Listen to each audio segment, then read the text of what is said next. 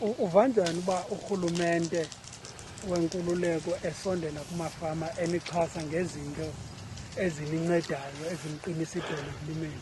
Isivuyisa kakhulu loo nto Mhlekazi, ngoba ukulima oku into endiye ndayiqaphela apha kuko ngokweendleko zezimali ityabula kakhulu epokothweni. So ngoko luncedo oluluza norhulumente luyasivuyisa kakhulu singamafama. Sinethemba lokuba uzoqhubeleka esenza ngolu hlobo nakwezinye iindawo. Ilungelo lakho lokuba ngumfama on-enjoya ngenxa yenkululeko lithetha ukuthini ngoku?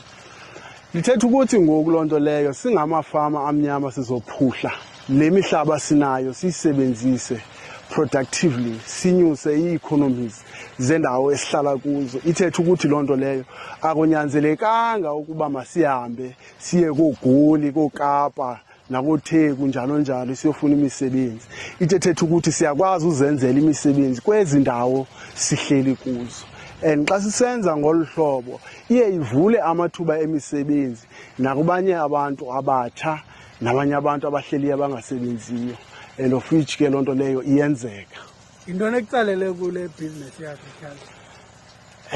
Le business ye-agriculture kona yayiqalwe ngumama ongasekhoyo, kodwa wayiqala ndathi xa ndijonga ndabona into yoba singayenza le nto ibe ngcono kakhulu kunakuqala.